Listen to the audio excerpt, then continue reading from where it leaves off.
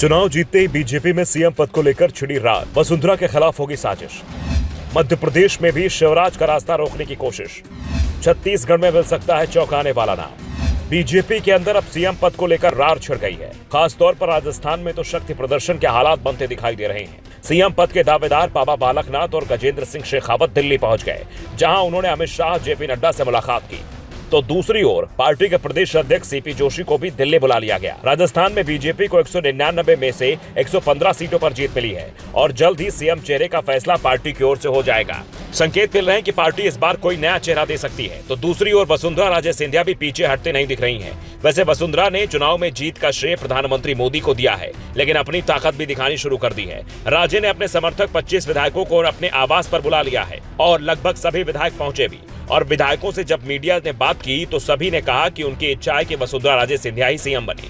फिलहाल जो हालात दिखाई दे रहे हैं उससे राजे का सीएम बनना मुश्किल दिख रहा है। वैसे ये बात तो पहले ही कही जा रही थी कि अगर बीजेपी की सीटों की संख्या 95 पार कर गई तो राजे के लिए सीएम बनना मुश्किल हो जाएगा। और अब राजे को रोकने के लिए उनके गुट के दूसरे नेताओं ने हाथ मिला लिया है। वैसे वसुंधरा के लिए राहत की बात इतनी रही है कि उनके विरोधी माने जाने वाले सतीश पुनिया और राजेंद्र सिंह राठौर दोनों ही चुनाव हार गए हैं।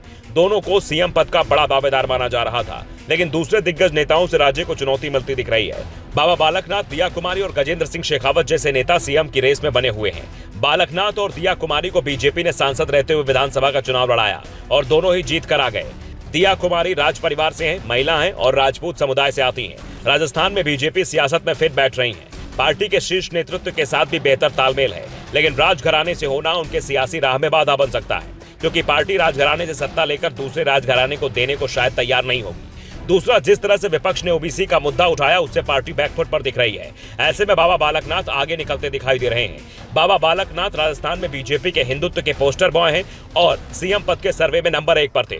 बीजेपी ने जिस तरह से यूपी में सीएम की कुर्सी योगी आदित्यनाथ को सौंपी थी, उसी आधार पर अगर पार्टी फैसला करती है तो फिर महंत बालकनाथ के सितारे बुलंद हो सकते हैं। बीजेपी ने इस बार हिंदुत्व के पिच पर चुनावी मैदान में उतरी थी। वैसे अगर बीजेपी की ओर से ओबीसी का मुद्दा ठंडे बस्ते में रखा गया तो सीएम पद के दावेदारों में केंद्रीय मंत्री गजेंद्र सिंह शेखावत का नाम भी आगे निकल सकता है।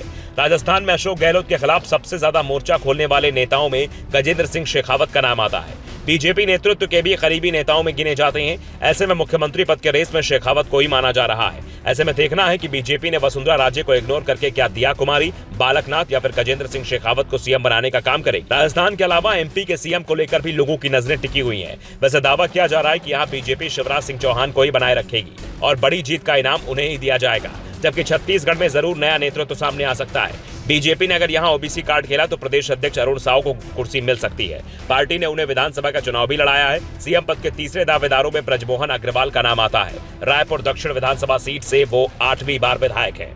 Bureau report, the Navdarpan news.